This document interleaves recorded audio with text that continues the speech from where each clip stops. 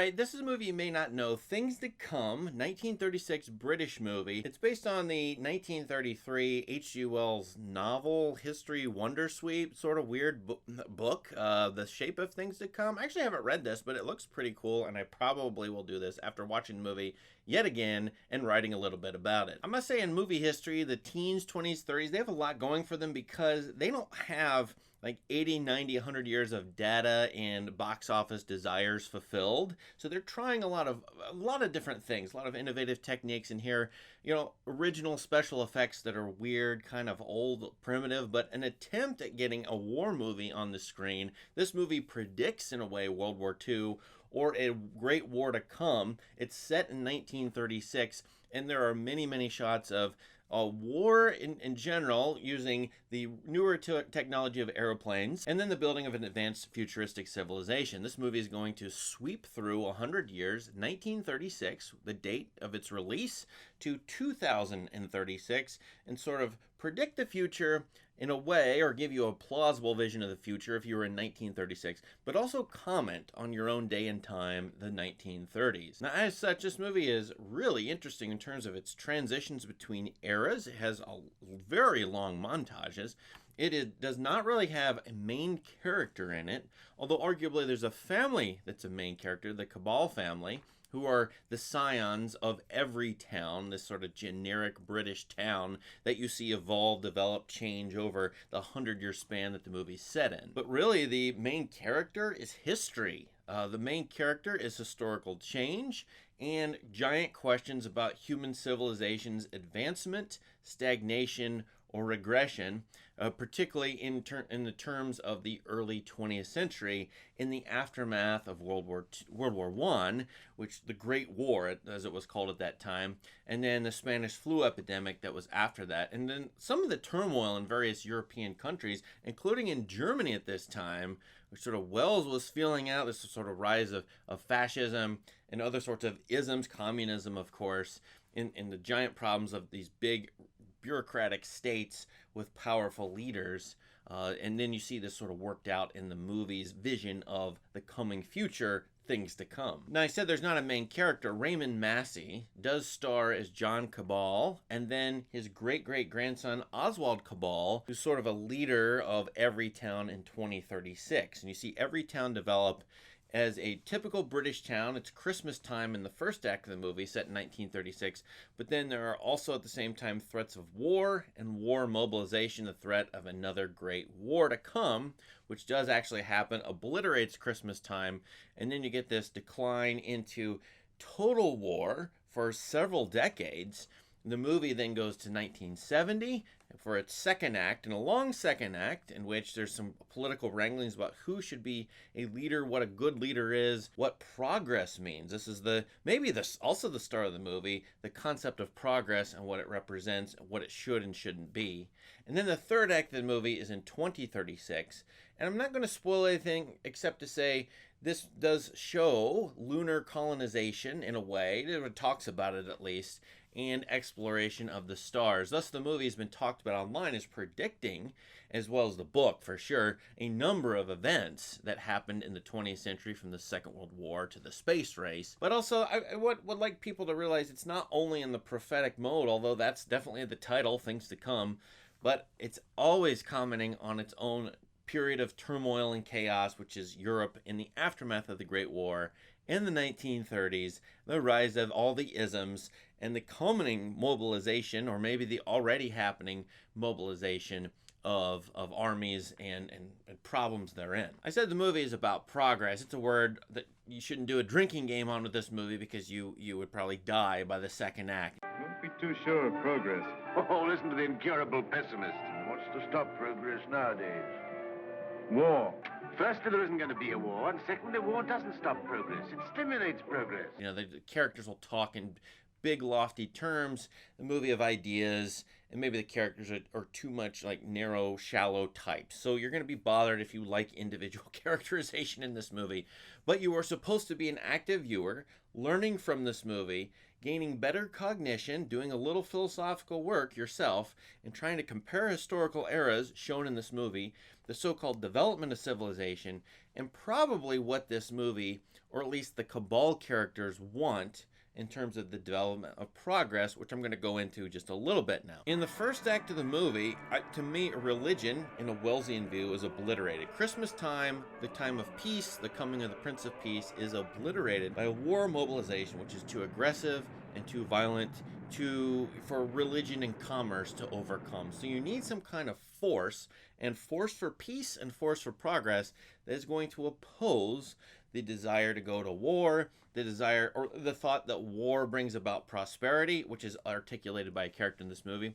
And the one who develops this view and acts on it is John Cabal, an engineer who's a pessimist at the beginning. He doesn't like war at all. He thinks doesn't quote unquote advance the human race. And then war is going to obliterate the cinema, destroy the arts, literally in this movie, and it's going to be against medical research and medical advancement. So in part, this movie has a utopian thrust that's towards, I would say, a Star Trek-like universe or world, one where there's no illness, there's probably no monetary transactions that create, uninhibited and gross desires. People aren't as animalistic as they once were. Can we go towards that vision of the future? How do we get there? This movie is going to show you how that could happen, but all the various troubles, including the necessary use of force in order to get there. So in a way, the movie opposes, I like this a lot, war versus prosperity, war versus scientific research. And here the heroes are the STEM, the science, technology, engineering, mechanics sort of people, the Cabal family, for example, who are the engineers. They're literally flying around in the second act. They're aerospace engineers, while a more Mad Max tribalistic chief rules over every town, which is dilapidated and almost destroyed in 1970 after several decades worth of war. So you got almost like a Mad Max point of view, which I think both George Miller and George Lucas, whether they saw these movies or not, sort of felt this movie's desires out. And in a way, H.G. Wells is their great-grandfather, the great-grandfather of their science fictional visions in terms of film. And so the middle of this movie is, do you want a tribalistic leader who's against quote-unquote scientific progress, which is medical advancement, utopian dreams of, the end of all illnesses, or do you want these sort of plastic, escape from nature sorts of people ruling and dominating nature, but getting away from it, building an underground city by the third act? It's one of those classic mid-20th century dreams of what the future will look like, the great future. It's almost Jetsons-like. Or I should compare it to the Axiom spaceship in WALL-E. I think this movie has a vision of the future, a positive vision, whether it's the Cabal's vision, Wells's, the movie makers, that there's a good kind of future where you're hermetically sealed off from nature, which is possibly a destructive force, an antithetical force that could harm you. The age of windows lasted 4 centuries. I never seemed to realize that we could light the interiors of our houses with sunshine of our own, so there was no need to stick them up ever so high into the air. Weren't people tired going up and down those stairs? They were all tired. Now, those ideas come with the special effects, which in and of themselves, from 1936, pretty spectacular. King Kong came along a few years before, but this one doesn't use stop motion animation. It does use smaller toy-like sets, but it's very well done for its time. I think it still holds up. The black and white is crisp, and the director uses lots of angles, loves these sort of not tilted shots, but angles that go way up, 45-degree angles, or way back. And those are very disturbing throughout the entire movie, that both give this sort of angular, if I can pun on that word, sense that the utopian dreams of the Cabals are both hard to enact, and they may be troubling in and of themselves, because the Cabals, after all, they use what they call the gas of peace, a weapon that knocks people out but does eventually kill somebody, and they claim they want to have an active and aggressive peace. And so that's what I mean by the use of force necessary to bring about the utopian ideals, which are peaceful, but then it needs to be aggressive. What the heck is aggressive peace, after all? It's not the Prince of Peace a la Christmas time at the beginning of the movie, which goes by the wayside thanks to the Second Great War. No, it's what the Cabals and other sorts of people behind them appreciate, which is this aggressive piece that it was controlling and stops both conservative naysayers and tribalistic warlords. For now, we have to put the world in order. It will be a long and complicated struggle, but we have the unity of a common order and a common knowledge. And at last, wings over the world, and the new world begins. I think the angularity then gives the complexity this movie needs. It's not just a utopian visionaries versus backwater barbarians. In fact, this question of how do you develop a technology and then what's going to happen to it. No technology is neutral, and every technology ever developed will be turned into a weapon. That is the case with the depiction of the airplane in this, which is a quote-unquote force for good at times for the Cabals, but also clearly is used as a weapon, and the worry that it will be a dominant weapon in the Second Great War, destroying, attacking residential, commercial spots or places is a thing this movie, in fact, rightly prophesies. It happens in World War II, if not even a year or two after this movie, in various invasions like of Poland or of China by the Japanese, for example. Is the airplane a fundamentally good technology? No. I mean, it can be used for harm, it can be used for devastation. Is it necessarily bad?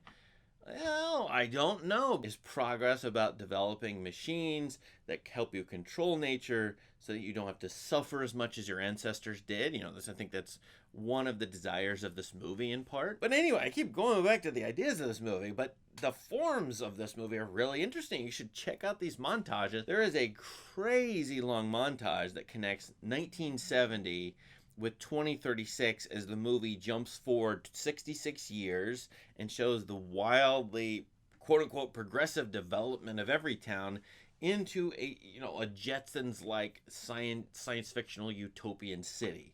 And that is a wild montage, and they were not about at this point just making the audience pleased. I feel like this is a thinking audience's movie, and so possibly for that reason and some of its formal qualities, it's in the Criterion Collection. And not surprisingly, this is, in terms of its ideas, it's one of the most interesting science fiction movies you could watch. It's not as arresting of a science fiction movie as like 2001: A Space Odyssey, but there's no doubt Kubrickian stuff is in here. Again, like with George Lucas, George Miller, did Stanley Kubrick watch this movie? I didn't investigate that. It doesn't matter to me because sort of imbibed the zeitgeist and the different ideas of this movie if they didn't watch it themselves. And there you see in 2001: A Space Odyssey something pretty similar to the structure of this movie, where the humans aren't the stars of the show, individual characters aren't the stars.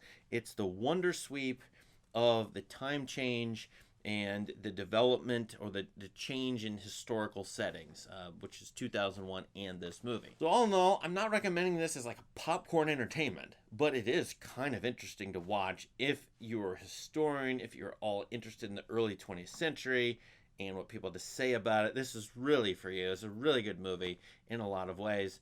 And hopefully this video has made some sense out of that point of view. Now, what do you think about this movie? Let us know in the comments, and please subscribe to this channel for more great content. Thank you, and have a great day.